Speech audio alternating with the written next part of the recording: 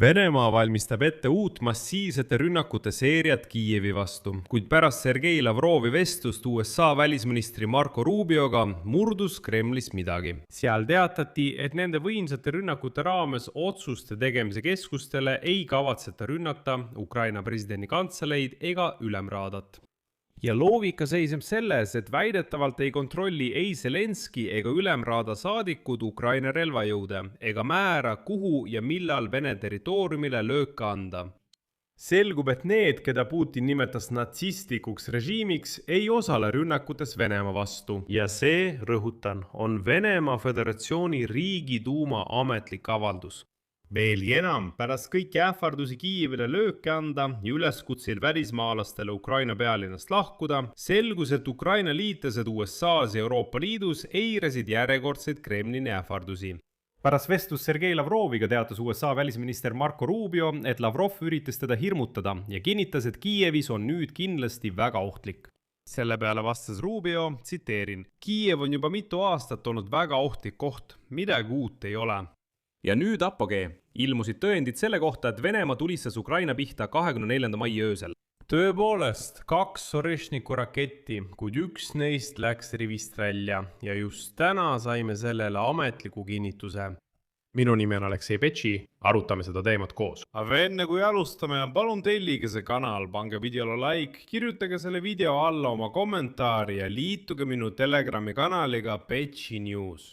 Selle link on selle video kirjelduses. Ja sõbrad, kui te pärast saate lõpardate, et see video oli huvitav ja kasulik, olen tänulik teie toetuse eest selle YouTube'i kanali tööle, kui teete annetuse selle video kirjelduses olevate linkide või rekvisiitide kaudu või kasutate oma ekraanil olevat QR-koodi. Noh, Vladimir Putini puhul hakati ootuspäraselt taganema, vabandust väljenduse pärast. Eelmisel päeval ähvardas Venemaa välisminister Sergei Lavrov sülge pritsides valjuhäälselt Kiievile uute massiivsete löökidega ja helistas isegi Mark Rubiole. Isiklikult USA riigisekretärile Mark Rubiole, et isiklikult hoiatada, et Kiievis saab olema ohtlik. Seega oleks ameeriklasse parem Ukraina pealinnast lahkuda. Aga pärast seda läks midagi ilmselgelt valesti. Venelased tegid end jälle täis. Venemaa ei hakka ründama Ukraina presidendi bürood ega ülemraadat välja kuulutatud löökide raames otsustuskeskuste pihta. See ei ole väljamõeldis, see on otse tsitaat Venemaa Föderatsiooni Riigiduuma kaitsekomitee esimehelt Andrei Kozlovskilt. Tema sõnul ei kontrolli Ukraina presidendi administratsioon ega parlamendiliikmed tähelepanu üldse Ukraina relvajõude ega määra, kuhu ja millal Venemaa territooriumile lööke anda. Ja seega, kui selgub, et Zelenski kui nende ülemjuhataja ja parlamendiliikmed ei osale rünnakutes Venemaa vastu ega juhi Ukraina relvajõude, siis miks need üldse rünnata? Kuidas teile selline loogika tundub? Edasi tsiteerin. Siin seda idiooti Kartopolovit. Me kõik ju mõistame, et Vladimir Zelenski ei ilmu kontorisse. Ta istub punkris ja tema kontoris on 2 turvaveest ja 5 koristajat. Tas on mõtet kulutada kalleid laskemoona sisuliselt tühjale kohale. Vene rünnakute sihtmärgiks saavad olema sügavale maa alla rajatud ja kaitstud Ukraina relvajõudude, teiste jõustruktuuride ning riigihalduse juhtimispunktid. Tuleb mõista, et need ei asu Kiievi kesklinnas. Need on avatud, hästi kindlustatud punktid. Meie ülesanne on need tuvastada ja hävitada olemasoleva relvastuse abil. Käsu sihtmärgistatult rünnata Zelenskit saab anda ainult Vladimir Putin. Veelgi enam, seesama Kartopolov välistas samuti rünnakud Kiievi sildadele, kuna, tsiteerin veel kord, neid ehitasid nõukogude ehitajad nõukogude materjalidest. Ja need ei pruugi vastu pidada sadade laskemoonade, sealhulgas 500-kilostel lennupommide tabamustele. Seetõttu tema sõnul ei ole lihtsalt mõistlik nendele sildadele rakette raisata. Ta lisas ka, et Vene sõjavägi kavatseb jätkata Kiievi ründamist seni, kuni, tsiteerin, me ei näe selgelt ja üheselt muutusi Ukraina juhtkonna ametlikus seisukohas. Valmidus istuda läbirääkimiste laua taha. Ja mitte lihtsalt istuda, vaid tingimusteta nõustuda nende tingimustega, millest meie riik on juba korduvalt teatanud. Noh, üldiselt anti kõigepealt ülesanne ja siis tuli selline oi, kuule, vist teen endale häbi ja ähvardasid. Noh, klassikaline, pesemata metsikute venelaste taktika. Tuletan meelde, et eelmisel päeval, 25. mail ähvardas Venemaa välisministeerium, et Vene sõjavägi hakkab andma lööke kaitsetööstusettevõtetele, otsustuskeskustele ja juhtimispunktidele Kiievis. Vastuseks väidetavale löögile ühiselamule annekteeritud Luhanski oblastis, mis nagu selles välisministeeriumis väideti, ajas Venemaa kannatuse karika üle ääre. Ja Venemaa välisministeerium kutsus välismaalasi, sealhulgas diplomaate üles Kiievist võimalikult kiiresse lahkuma ning linna elanikke mitte lähenema Zelenski režiimi sõjalise ja administratiivse infrastruktuuri objektidele. Aga Kartapolovi sõnul ei juhi Zelenski tegelikult midagi. Ja pärast seda helistas Venemaa välisministri ametit juhtiv rääkiv hobune Sergei Lavrov USA riigisekretärile Marco Rubiole ja püüdis ameeriklasi hirmutada. Lavrov teatas, et Vladimir Putin andis piirkonna armeele käsu regulaarselt Kiievit tulistada, vastuseks Ukraina terrorirünnakutele. Sihtmärkideks saavad objektid, mida kasutatakse Ukraina relvajõudude vajadusteks ning otsustuskeskused. Kuid ka siin läks midagi valesti. Kremli arvatavasti lootis, et kõik hakkavad kartma ja paanitsema. Oh jumal, kohe lendab Orešnik, veel üks tuumarelv, kõik diplomaadid pakivad asju, põgenevad Kiievist, maanteedel on järjekorrad, kõik üritavad Ukraina pealinnast põgeneda, aga see ei õnnestunud. Ukraina liitlased eirasid Kremli järjekordseid ähvardusi.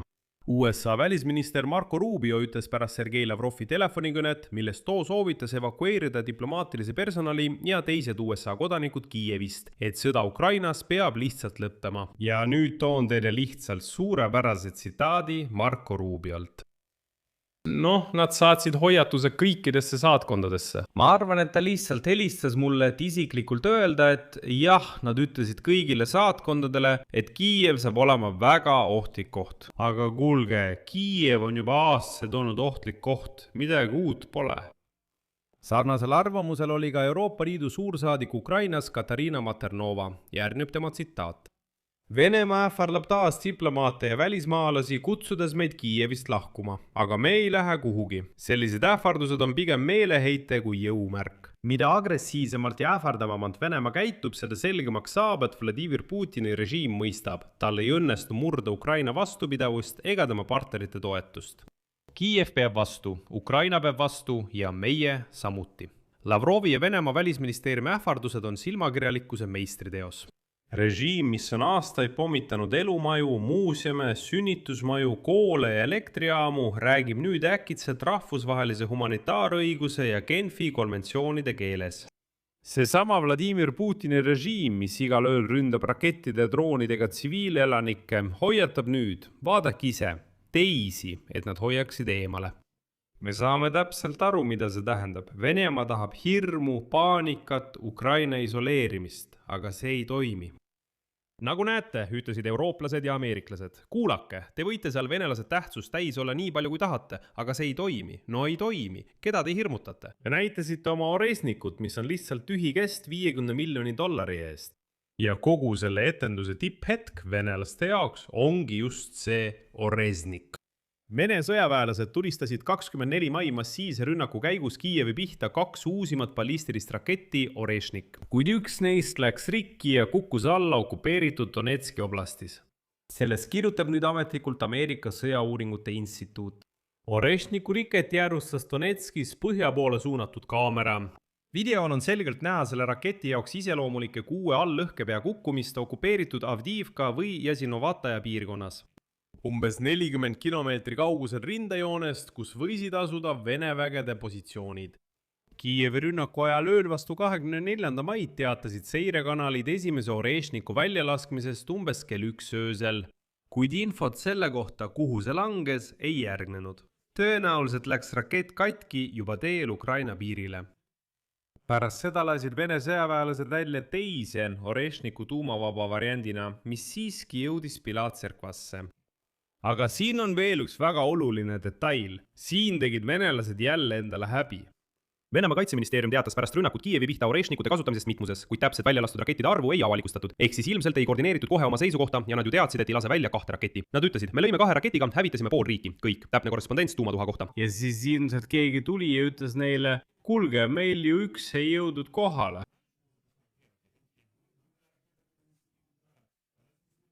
Nad olid nagu, kurat, mis sa enam teed? Siin ma lihtsalt mäletan, et üks rakett Orešnik maksab $50 miljonit. 50 miljonit dollarit, lihtsalt eksis ära, kukkus kuskile Donetski oblastis. Samal ajal ei tekitanud Orešniku kasutamine vaimustust isegi nende Venemaa Z-blogijate seas, kes nimetasid seda etenduseks. Näiteks kirjutas kanal Rõbar, et kineetiliste toorikutega löök annab pigem psühholoogilise efekti, mis iga korraga muutub üha väiksemaks. Ja veel üks Vene sõjakorrespondent Vladimir Romanov ütles, et Venemaa Föderatsiooni kaitseministeerium lõi lihtsalt, tsiteerin, väga kalli rauaga vastu maad. Ilusa pildi nimel, millesse ei usu keegi peale pensionäride. Siia panen 3 punkti. Kirjutage oma arvamus ja järeldused selle saate kommentaaridesse. Tellige see YouTube'i kanal, pange like ja vajutage kellukesele, et mitte uutest saadetest ilma jääda. Kui soovite toetada selle YouTube'i kanali tööd, saate seda teha rahaliselt, tehes annetuse allaolevate linkide ja rekvisiitide kaudu selle video kirjelduses. Ja veel vaadake kindlasti video kirjeldust, mul on seal teile väike üllatus, eriti neile, kes soovivad õppida võõrkeeli. Sellega on kõik, hoolitsege enda eest, kõike head!